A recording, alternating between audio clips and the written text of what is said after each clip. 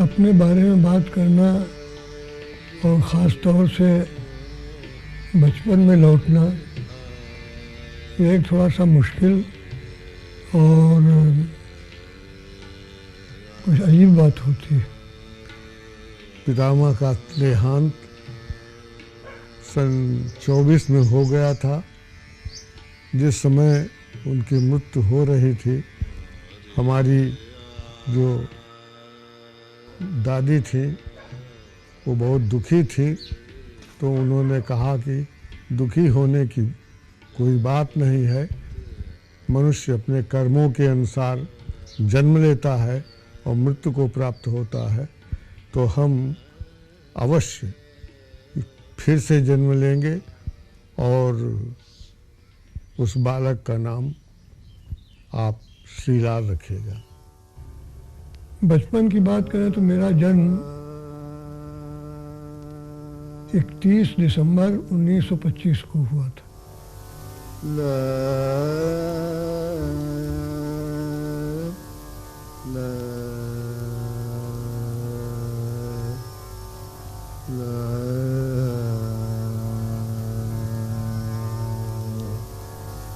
गांव में ये हमारे पुश्तैनी घर के रूप में जाना जाता है। जब हमारे पूर्वज सबसे पहली बार इस गांव में आए तो उन्होंने इसी घर को आबाद किया, यहीं से आगे वंश बढ़ा।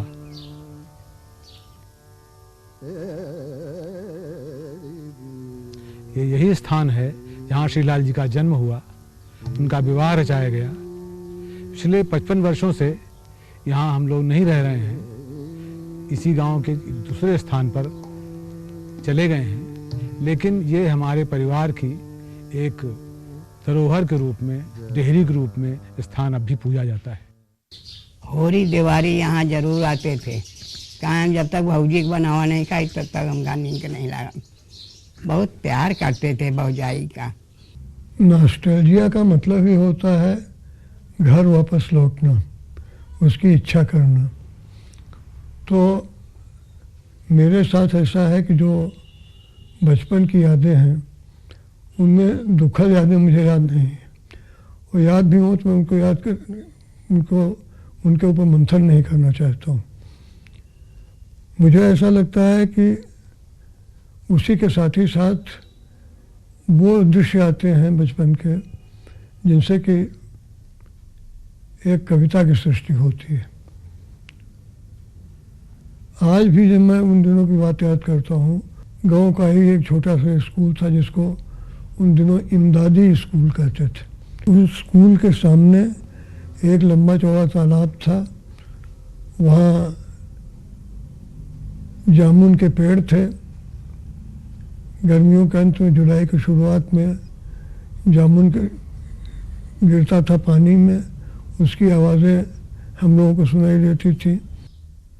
हमारा जो गांव अतरौली था वो मुश्किल से 200 घरों का था, छोटा गांव है, और ये लगा हुआ है मोहनलालगंज से, जो कि एक तहसील है लखनऊ ज़िले की।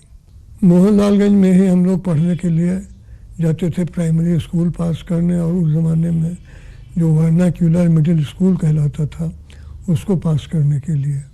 उसके बाद मिडिल स्कूल में जाना होता था जहाँ 5वां, 6ठा और 7वां क्लास लगता था। और सबसे बड़ी बात थी कि मिडिल स्कूल की जो परीक्षा होती थी वो पूरे प्रोविंस को, पूरे प्रदेश को लेकर के होती थी। उसमें मेरा नंबर 12वां आया, और जो लखनऊ की कमिश्नरशिप थी 5-6 ज़िलों की, उसमें मैंने टॉप किया था। मिडिल स्कूल में 3 साल की पढ़ाई करके मैंने अंतिम परीक्षा प्रथम श्रेणी में पास की, और पूरे प्रदेश में मेरी पोजीशन 12वीं रही। उसके बाद जब मैं तथा कथित अंग्रेज़ी स्कूल में पढ़ने के लिए आया लखनऊ, तो हाई स्कूल में मेरी प्रथम श्रेणी रही और पोजीशन मेरिट लिस्ट में 6ठी रही। इंटरमीडिएट में एक विचित्र बात ये हुई कि मुझको अपना कॉलेज छोड़ना पड़ा। जिस कॉलेज में मैं पढ़ता था वहाँ के प्रिंसिपल साहब कानपुर के एक कॉलेज में चले गए थे। उनके समय में जो सुविधाएं मुझको उपलब्ध थी वे सुविधाएं खतरे में यहाँ पड़ी हुई थी। इसीलिए मैंने लखनऊ छोड़ करके मैं कानपुर चला गया और वहाँ से इंटरमीडिएट पास किया, जिसमें पूरे प्रदेश में मेरी पोजीशन 3री रही। ये सब तो अच्छी बातें हुई। ख़राब बात ये हुई कि BA करने के लिए मैं इलाहाबाद विश्वविद्यालय गया और वहाँ मैं कभी एकाग्र होकर के पढ़ नहीं पाया। हम दोनों इलाहाबाद यूनिवर्सिटी में BA के छात्र थे। सबसे ज़्यादा जो चीज़ उनकी आकर्षित करती थी वो था उनका सादा लिबास, यानी कमीज़, धोती और चप्पल, और मंद मंद मुस्कान। हमारे लेक्चरर कभी कभी बात करते करते, लेक्चर देते हुए कहीं कोई ऐसी बात ऐसी कहती थी जिसका एकदम पीछे की बेंचों से एक बड़ा मीठा सी मतलब एक कटाक्ष आता था कि अच्छा यदि ऐसा होगा तो ऐसा भी होता ही होगा। और इसमें सब लोग लड़के हंसने लगते थे, तो मुड़ के पीछे देखने लगते थे कि कौन कौन बोल रहे हैं। पता चलता है शीलाल जी बोल रहे हैं। इलाहाबाद यूनिवर्सिटी में मैंने BA पास किया और मेरी डिवीज़न एकदम से खिसक करके दूसरे नंबर पर आ गई। फिर 1.5 साल गर्दिश के बिताकर मैं 1949 में PCS में, स्टेट सिविल सर्विस में मैं सफल हुआ और उसमें आकर के डिप्टी कलेक्टर अपॉइंट हो गया।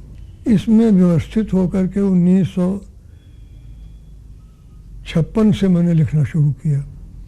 छुटपुट चीज़ें तो पहले भी लिखी थी और जिसका आप कभी कभी जिक्र होता है, कविताएं भी लिखी थी, मगर वो क्या कहा जाए, जॉर्ज ऑरवेल के गद्य में कहा जाए तो यह है कि they were very good bad poems. अच्छी कविताएं थी इसलिए कि उनकी भाषा अच्छी थी, रिद्म अच्छा था, छंद उनका बिल्कुल ठीक ठाक था। बैड इसलिए थी कि उनमें कोई नई बात नहीं कही जा सकती थी। उन्होंने शुरू में कुछ ब्रज भाषा में कविताएं भी लिखी थी, बाद में उन्होंने और नहीं लिखा आगे, ये सोच के कि भाई कविता उनका क्षेत्र नहीं है। लेकिन जो मुख्य बात है कि छंदों की उनको बहुत अच्छी जानकारी थी, और मैं खुद भी जब कभी दुविधा में होता था तो उनसे फ़ोन पर बात करता था या अलग से उनसे पूछता था। जब भी उन्होंने मुझे बताया, बिल्कुल सही चीज़ें बताई, संस्कृत में, उर्दू में और हिंदी में, तीनों का छंद ज्ञान और भाषा ज्ञान उनका गहरा था, उथला नहीं था। इस चीज़ का फ़ायदा मैं अक्सर लेता रहा उनसे और कंसल्ट करता रहा। कविता में उनकी इतनी गहरी रुचि थी, बल्कि उनके मित्रों में जो इलाहाबाद से आते थे, केशव चंद्र वर्मा काफ़ी व्यंग के अलावा कविताएं लिखते थे। इसके साथ ही विजय देव नारायण शाही वो आते थे तो शीलाल जी के घर ही ठहरते थे, और मुझसे बात करते हुए उन्होंने तमाम क्लासिकल पोइट्री जितनी छंद में लिखी हुई तमाम कविता थी उसके बारे में बहुत मुझे उद्धरण सुनाए। न सिर्फ वो बल्कि नई कविता में क्या हो रहा है उसके बारे में मुझसे बातचीत की और जिज्ञासाएं भी अपनी प्रकट की। मेरा पहला उपन्यास सोनी घाटी का सूरज 1957 में प्रकाशित हुआ था, और सबसे बड़ी बात उसमें ये थी कि गाँव की ज़िंदगी को लेकर के जो बहुत रोमांटिक दृश्य दिखाए जाते हैं उनका सहारा न लेकर के मैंने ठेठ यथार्थ का सहारा लिया था, वो भी एट रैंडम नहीं। जो हमारी कथा वस्तु थी उससे गुथे हुए जितने यथार्थ चित्र थे मैंने उसके भीतर डाले थे। वो मेरी पहली किताब थी। उसके बाद दूसरी अंगद का पाँव छपी भारतीय ज्ञानपीठ से, और फिर तीसरी 1961 में छपी अज्ञातवास, यानी जिसको अंग्रेजी में कहते हैं कि didn't have to turn back, पीछे मुड़ कर के नहीं देखा, वो हमारा लेखन चल निकला। अब तक मेरे 9-10 उपन्यास आ चुके हैं, करीब 15 पुस्तकें ऐसी हैं जिनमें छोटी जीवनियाँ, दूसरे प्रकार के साहित्यिक नोट्स, टिप्पणियाँ, एक पुस्तक कविता कहानी, और कविता कहानी नहीं बल्कि कहानी और उपन्यास को लेकर के आज्ञा को केंद्र में रखते हुए लिखी गई। तो मुझे ऐसा नहीं लगता कि अगर मैं निश्चय ही एक पूर्णकालीन लेखक होता तो इससे ज़्यादा लिख सकता था। कुछ मेरा यह भी अनुभव है कि बहुत ज़्यादा ख़राब लिखने के मुकाबले में एक आध चीज़ अच्छी लिख लेना काफ़ी है।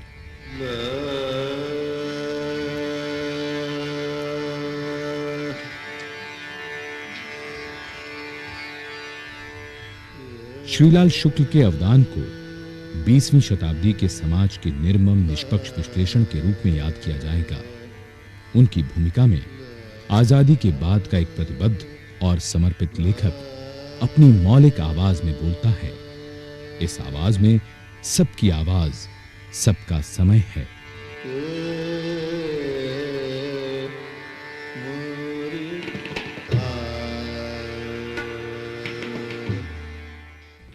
राग दरबारी में आया हुआ एक पलायन संगीत सुनाऊंगा। पलायन संगीत। तुम मझोली हैसियत के मनुष्य हो और मनुष्यता के कीचड़ में फंस गए हो। तुम्हारे चारों ओर कीचड़ ही कीचड़ है। कीचड़ की चापलूसी मत करो। इस मुगालते में न रहो। कीचड़ से कमल पैदा होता है। कीचड़ में कीचड़ ही पनपता है, वही फैलता है, वही उछलता है। कीचड़ से बचो, ये जगह छोड़ो, यहाँ से पलायन करो। वहाँ जहाँ की रंगीन तस्वीरें तुमने लुक और लाइफ में खोज कर देखी हैं, जहाँ के फूलों के मुकुट, गिटार और लड़कियाँ तुम्हारी आत्मा को हमेशा नए अन्वेषणों के लिए ललकारती हैं, जहाँ की हवा सूक्ष्म से भी सूक्ष्मतर है, जहाँ रविशंकर छाप संगीत और महर्षि योगी छाप अध्यात्म की चिरंतन स्वप्निलता है। जाकर वहीं छिप जाओ, यहाँ से पलायन करो, ये जगह छोड़ो। नौजवान डॉक्टरों की तरह, इंजीनियरों, वैज्ञानिकों, अंतर्राष्ट्रीय ख्यात के लिए हुड़कने वाले मनुष्यों की तरह, जिनका 24 घंटा यही रोना है कि वहाँ सबने मिलकर उन्हें सुखी नहीं बनाया। पलायन करो, यहाँ के झंझटों में मत फंसो। अगर तुम्हारी किस्मत ही फूटी हो और तुम्हें यहीं रहना पड़े तो अलग से अपनी एक हवाई दुनिया बना लो। उस दुनिया में रहो जिसमें बहुत से बुद्धिजीवी आँख मूंद कर पड़े हैं। जब राग दरबारी लिखना समाप्त हो गया, सर्विस नियमावली में लिखा हुआ है कि आप कोई ऐसी चीज़ नहीं लिखेंगे जो कि किसी दूसरे राज्य के, केंद्र शासन के या प्रदेश के, अपने ही प्रदेश के शासन को दूसरों की निगाह में गिराती हो। राग दरबारी में कई ऐसे प्रसंग हैं जो कि गिराती ही नहीं मटिया मेट किया गया है।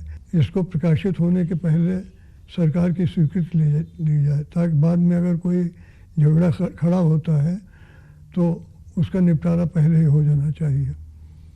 इसका परिणाम ये हुआ कि 1 वर्ष तक मेरा उपन्यास नियुक्ति विभाग में सरकार के इधर से उधर चक्कर काटता रहा और उनको ये लगा कि ऐसे उपन्यास को प्रकाशित करने के लिए अनुमति देनी चाहिए या नहीं देनी चाहिए। ऊब करके मैंने इधर उधर नौकरियां खोजना शुरू किया, मगर तभी मैंने जो एक पत्र यहाँ के मुख्य सचिव को लिखा था जिसमें मैंने अपनी ये उलझन व्यक्त की थी, उसके परिणाम स्वरूप राग दरबारी को क्लियर कर दिया गया। गांव की जिंदगी को ले करके एक पूरी की पूरी एक व्यंग के आदि से अंत तक सधे स्वर की ये मिजाज बनाए रखना ये कमाल था। ऐसा उपन्यास हिंदी में लिखा नहीं गया। श्रीलाल जी ने की कुंजी है जिसको हम्बक कहते हैं अंग्रेजी में, कि जो छल प्रपंच झूठ ढकोसला दिखाई पड़ता है उसके बारे में लोग नहीं लिखते हैं और उसको बहुत अच्छा मीठा मीठा गप बना कर लिखते हैं। इसलिए उस हम्बक को तोड़ने की उन्होंने कोशिश की। राग दरबारी के पक्ष विपक्ष दोनों तरफ लोग थे। धर्मयुग में अगर याद हो उस समय एक बहस ही चली थी और इसको अंधकार के प्रांतर के तौर पर पेश करने की कोशिश की गई थी कि जो कुछ है सब नेगेटिव है। भारतीय समाज जिस समाज की बात राग दरबारी कर रहा है वो वहाँ सब कुछ नकारात्मक है। मैं इससे सहमत नहीं हूँ। मुझे लगता है कि एक बड़ी रचना है राग दरबारी। इस बात से मैं ज़रूर कई बार मुझे भी थोड़ी सी दिक्कत होती है कि बहुत सारे मौक़ों पर जो हास्य है, जो व्यंग से खिसकता हुआ हास्य पे आ जाता है, कई जगहों पे बड़ा क्रूर सा लगता है। राग दरबारी के बारे में भी जैसे कई बार ये कहा गया है कि ये उपन्यास जो है ये गरीबों पर व्यंग करता है, तो शायद कहीं मुझे ये लगता है कि हम लोग कहीं खुद एक उच्च वर्ग के धरातल पर या मध्य वर्ग के धरातल पर तो नहीं देखते हैं। ये गांव का आदमी जो है, अभी भी गांव में आप जाइए तो गांव का आदमी एक अपने बराबर के आदमी से वो मजाक कर सकता है, उस पर भी उसकी भी हंसी उड़ा सकता है। और जैसे लंगड़ उनका जो चरित्र है राग दरबारी का, उसके बारे में अक्सर उदाहरण दिया जाता है कि भाई उसका भी मजाक उड़ाया है, लेकिन अंततः उसके मजाक उड़ाया गया है, लेकिन कुल मिलाकर जो इम्पैक्ट पड़ता है, जो एक पाठक के दिमाग में जो बिंब तैयार होता है वह ये होता है कि लंगड़ जो अपनी नकल निकलवाने के लिए इतने दिन से प्रयासरत था, ये सिस्टम उसकी नकल अंततः नहीं उसको हासिल होने देता है। तो इस तरह आप देखिए कि ऊपर से लग सकता है कि वह किसी पर व्यंग्य किया जा रहा है, लेकिन अपनी फलश्रुति में वह उस सिस्टम के प्रति जो है आघात, उस पर आघात करता है राग दरबारी। कई बार जैसा ये आरोप लगता है कि अधिकारियों का लेखन अच्छा लेखन नहीं होता है, लेकिन उनके पद और रुतबे की वजह से भी कई बार उनकी रचनाएं प्रकाशित और चर्चित होती हैं। श्रीलाल जी ने इस मिथ को तोड़ा है और उत्कृष्ट लेखन देकर हम जो सरकारी कर्मचारी हैं उनको भी एक नई दिशा प्रदान की है। कोरे विक्षोभ से साहित्य में काम नहीं चलता। श्रीलाल जी ने वह जो शैली अपनाई, वो जो टोन अपनाया है पूरे के पूरे में, विशेषकर राग दरबारी में, वो टोन अपने आप में इतना खोलने वाला है, इतना निर्मम है कि वो कुछ भी उघाड़ने से नहीं चूकता।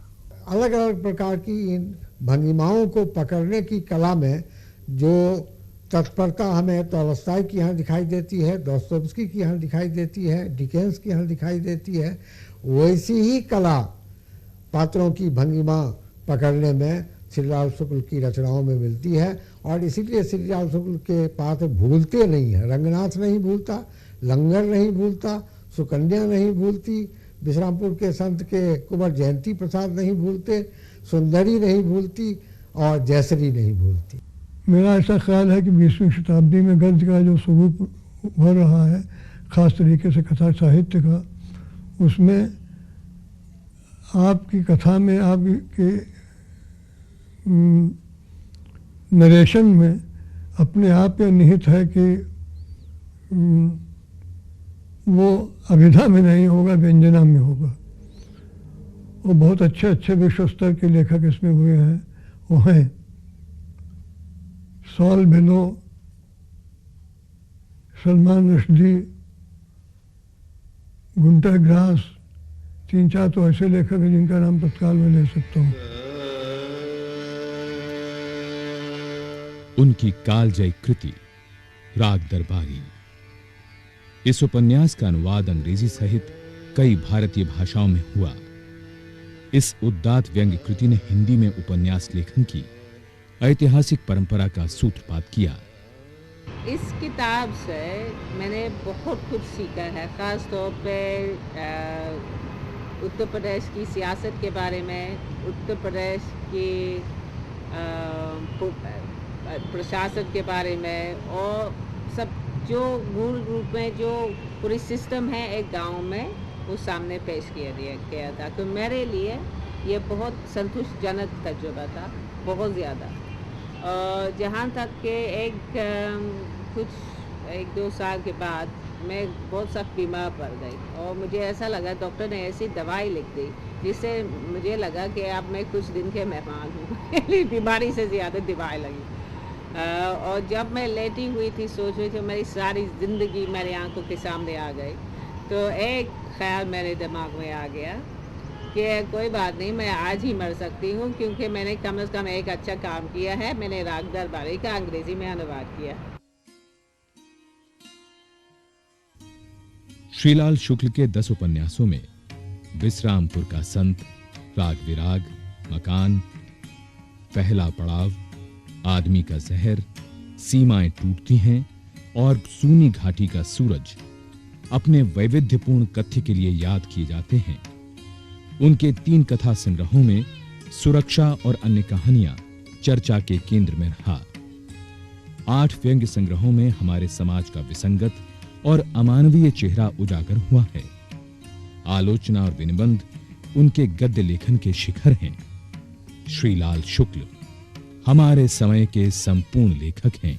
गद्य की भंगिमा को बदलने में और पात्रों की भंगिमाओं को पकड़ने में उनकी आख्यान कला चरमोत्कर्ष पर दिखाई देती है।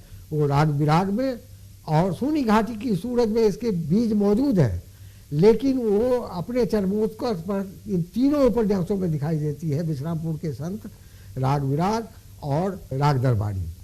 उनके संपूर्ण कथा साहित्य, चाहे उपन्यास हो चाहे कहानी हो, उसको लेकर उनका जो एक दृष्टिकोण है, जो उनकी एक भावबोध है, वह अन्य लेखकों से बहुत भिन्न है जो उस समय लिख रहे थे, और वो रोमांटिक दृष्टिकोण के बिल्कुल खिलाफ हैं। उन्होंने उनके पूरे साहित्य में जो आदर्शवादी अतिरेक हैं और जो रोमांटिक पूर्वग्रह हैं, उनसे वो संघर्ष करते हैं। वो अपनी कहानियों के माध्यम से उन्होंने और अपने उपन्यासों के माध्यम से उन्होंने जो बहुप्रचलित आदर्शवादी मानदंड हैं और रोमानी पूर्वग्रह हैं, उनसे बराबर संघर्ष किया है।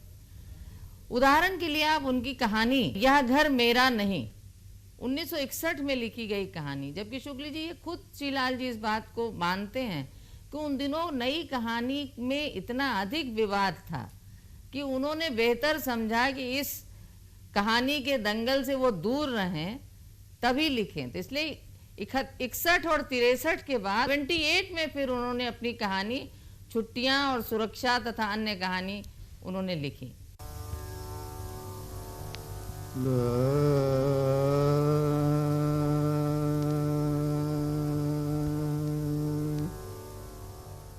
एक भरे पूरे परिवार में उनकी भूमिका के अनेक रंग हैं। अपने पुत्र, बहू, पौत्र, बेटियों, दामाद, नाती नातिनों के साथ मित्रों की एक बड़ी दुनिया है। वे एक आत्मीय, पारिवारिक और सामाजिक इंसान के रूप में प्रतिष्ठित हैं। मेरा विवाह 1948 के आरंभ में हुआ था। मेरी पत्नी, जिनका कि नाम गिरिजा था, बहुत ही विदुषी और बड़ी अच्छी स्मरण शक्ति वाली होती। इन दिनों में कभी कभी ऐसा होता था कि मैं किसी पुस्तक का नाम याद आया तो लेखक का नाम नहीं याद आया, कभी इसका उल्टा रहा। वो हमेशा ये होता था कि वो जो चीज़ मेरे दिमाग में भटक रही है और याद आ नहीं रही है, उस याददाश्त को हमारी वो पूरा करती रही। वे लेखन में मेरी बहुत ही स्पष्ट रूप से मदद करती थी। ये नहीं कुछ लिख रही हो या हमारे लेखन में कुछ सुधार कर रही हो, बल्कि इस तरह से कि जितनी सुविधाएं मिलनी चाहिए एक लेखक को, उससे ज़्यादा सुविधाएं देती थी। मैंने अपनी नौकरी के दरमियान बहुत लंबी लंबी छुट्टियां लेकर 2 महीने की, 3 महीने की पहाड़ों पर एक उपन्यास लिखते हुए बिताया है। उस समय में अकेले घर पर रहना और पूरे परिवार की देखरेख करना, ये सब उन्हीं का अपना काम था। और कभी हमको ये महसूस ही नहीं हुआ कि इनके ऊपर मैं ज़्यादा जिम्मेदारियां डाल रहा हूँ। बड़ी शालीनता के साथ उन मेरी जातियों को बर्दाश्त कर देती रही। मेरे 3 लड़कियां हैं, तीनों इस वक्त दिल्ली में हैं, और मेरा एक पुत्र है आशुतोष, जो यहीं लखनऊ में मेरे साथ है। शुरू से ही मैं देखता आ रहा हूँ, जब से मैंने मतलब होश संभाला है, कि उनके अंदर एक बहुत सहजता रही है। और मेरे ख्याल से उनके जितने भी मित्र हैं या जो भी करीबी लोग हैं, चाहे रिश्तेदार हों कोई भी हों, वो सब इस बात को मानेंगे। तो उस तरह की ऑ वाली फीलिंग हम लोग को कभी उनके सामने नहीं आई। और जहाँ तक पढ़ाई और अध्ययन का सवाल है, उन्होंने इस बात पे हमेशा जोर दिया कि भाई रेगुलर स्टडीज़ होनी चाहिए और तुम लोगों को अनुशासन में रहना चाहिए। लेकिन इस हद तक कभी नहीं कि हम लोग बिल्कुल किताबी कीड़ा बन जाएं या जीवन के और पक्षों में दिलचस्पी न लें। उनका कहना है कि आदमी को अपना काम भी करना चाहिए, साथ में अपने हेल्थ पे भी ध्यान देना चाहिए, और साहित्य, कला, संगीत, इन सब में भी दिलचस्पी लेनी चाहिए।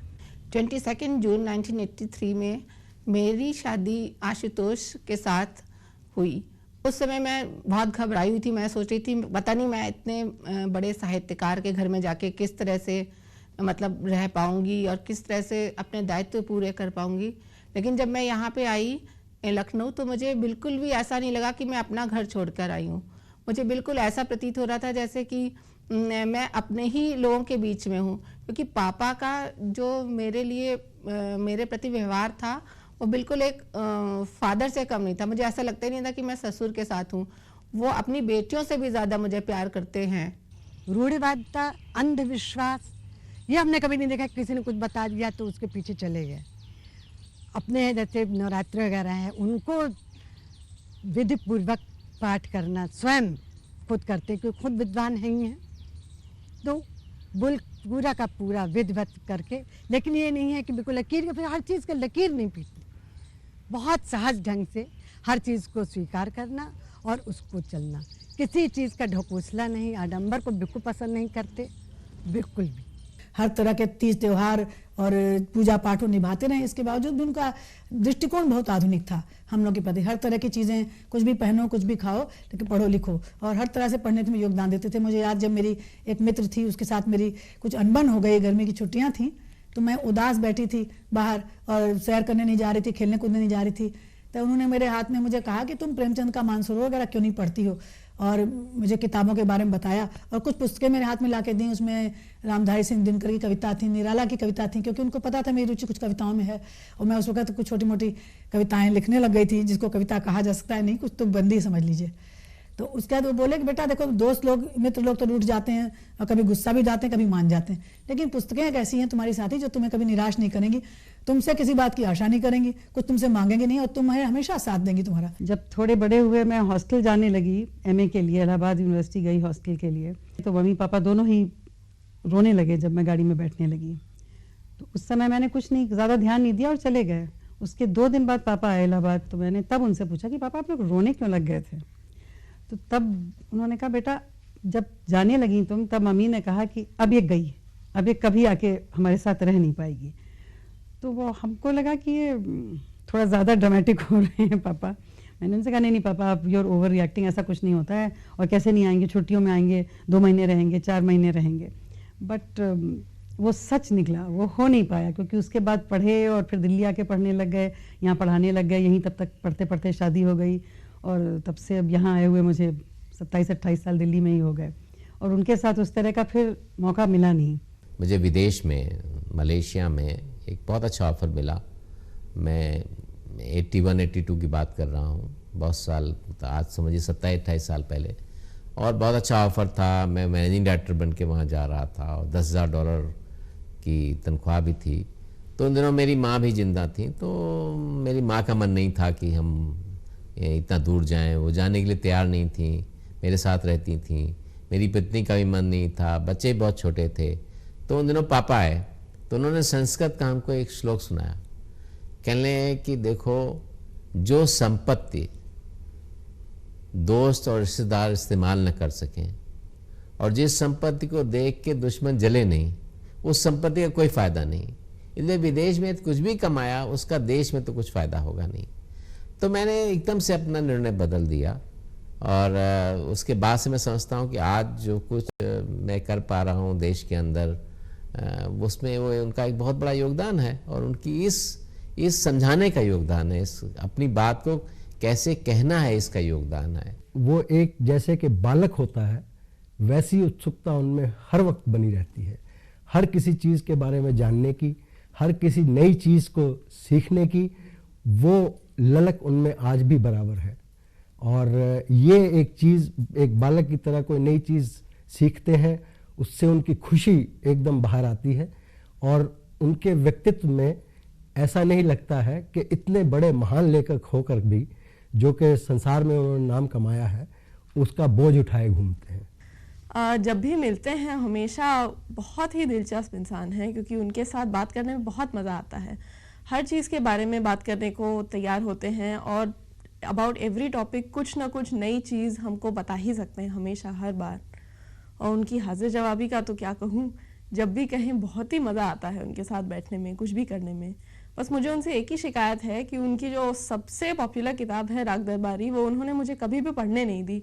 जितनी बार मैंने कोशिश की, हमेशा 2 या 3 पन्ने पढ़े और उसके बाद वो आ जाते थे और कहते थे कि ये तो बहुत ही वाहियात किताब है, बिल्कुल भी मत पढ़ो। इसलिए ये किताब मैं अभी भी पढ़ने की कोशिश तो करती रहती हूँ, लेकिन I haven't been successful so far.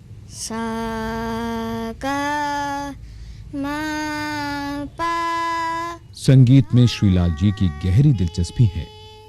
संगीत उनकी आत्मा में गहरे तक विराजमान है।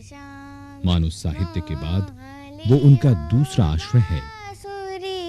बजाए के हरी हरी सब करत जात, गागरा सिर धरत जात। संगीत की रुचि उन्होंने ही मेरे लिए पैदा की। वो बहुत संगीत में निपुण नहीं थी, स्वयं कुछ ज़्यादा गावा नहीं पाती थी, मगर अच्छे अच्छे संगीतकारों को उन्होंने सुना था और संगीत समझती थी। उन्हीं की सोहबत में मेरे दिमाग में भी आया कि इस भूल भुलैया को थोड़ा तोड़ा जाए और समझने की कोशिश की जाए। उन दिनों मैं संगीत नाटक एकेडमी का उपाध्यक्ष भी था, इस नाते भी मेरा संगीतकारों से काफ़ी संबंध बना रहता था। खां साहब तो मुझे अभी भी याद है, श्रीलाल भी थे, साई जी थे, कई लोग थे। और एक रात वो बैठे, शाम को समझिए 7 साढ़े 7 बजे, और 3.5-4 घंटे उन्होंने गाया। उसकी बहुत अच्छी रिकॉर्डिंग मेरे पास अभी भी है, जो वर्जिन में छापी भी है। और मुझे याद है कि श्रीलाल का साथ होना मेरे लिए कम से कम संगीत को एक बेहतर तरीके से समझना और सराहना था। संगीत में ये इस तरह की हिस्सेदारी बहुत ज़रूरी होती है। बड़े हॉल्स में जब हम बैठते हैं तो वो इम्पर्सनल हो जाता है, निर्वैयक्तिक हो जाता है, लेकिन जब छोटी सभाओं में संगीत को सुनते हैं गायक से रूबरू होकर के, और अगर उस समय श्रीलाल जैसे जानकार मित्र भी श्रोताओं में हों, तो समझिए संगीत का आनंद दूना हो जाता है।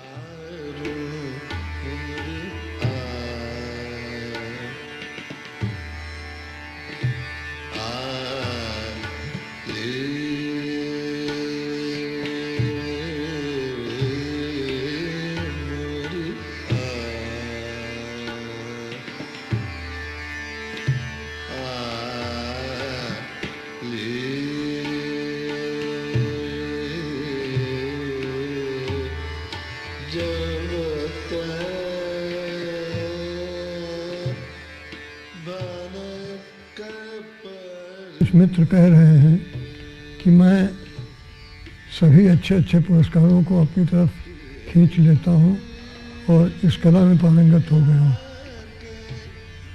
इसमें किसी प्रकार का आरोप करना या प्रत्यारोप करना तो निरर्थक है, मगर ये अवश्य है कि जो पुरस्कार मुझको मिले उन्होंने हमेशा एक चुनौती ऐसी मेरे सामने रखी है कि अपने लेखन के प्रति बहुत ही एक आलोचनात्मक दृष्टि रख करके उसमें जहाँ कहीं कोई गुंजाइश हो, कोई ढीलापन हो, उसको पूरा किया जाए, उसे रखा जाए। एक तरह से एक्सीलेंस पाने की कोशिश हमेशा मैंने की है। ये तो बिल्कुल निश्चित ही है कि अंशतः ही उसमें सफल हो पाया हूँ, पूर्णतः तो कोई सफल हो नहीं सकता।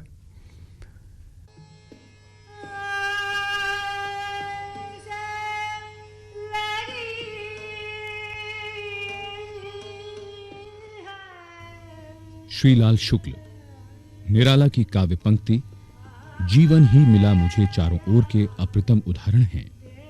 उनके अमृत महोत्सव पर उनके मित्रों, नातेदारों और पाठकों का एक बड़ा समुदाय इस बात का विरल प्रमाण है कि लेखक की भूमिका में उन्हें अद्भुत प्रेम और सम्मान मिला।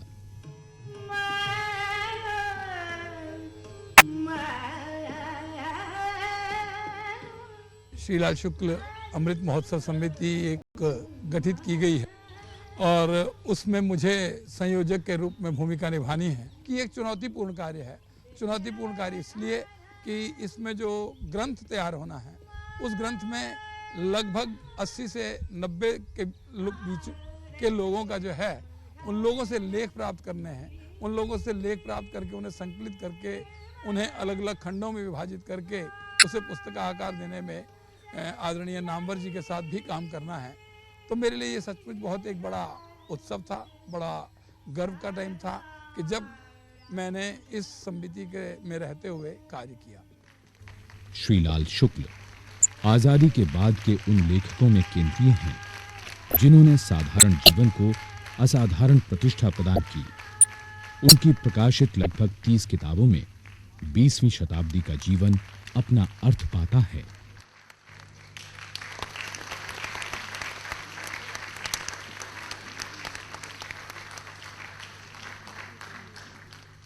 बूढ़ा आदमी वो नहीं होता है जिसकी उम्र इतनी हो जाए कि उसका सर बराबर हिलता रहे। स्थविर वो है, वृद्ध वो है जो कि अध्ययन करके ज्ञान के मार्ग से वृद्ध बना है। युवा होते हुए भी उसको स्थविर कहा जाना चाहिए। इस हिसाब से मुझे कुछ अतिरिक्त अंक मिल रहे हैं, पता नहीं 80 वर्ष के कारण या किसी भी कारण से हो। और मैं आशा यही करता हूँ कि भले ही मैं अब तक आप लोगों की कसौटी पर पूरा खरा न उतर पाया हूँ, भविष्य में मैं इसी तरीके से और अच्छा लिखने की चेष्टा करता रहूँ।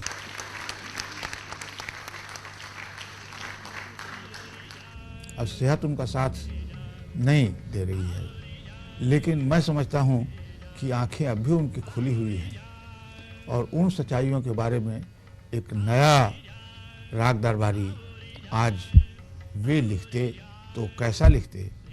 किरदार वही किरदार 40 साल बाद बदले हुए किस भूमिका में हैं, सचमुच वही हैं या उनमें से कुछ लोग बदल करके कहीं से कहीं पहुंच गए हैं। उस तस्वीर को उनकी कलम से हासिल करने के जी तो चाहता है।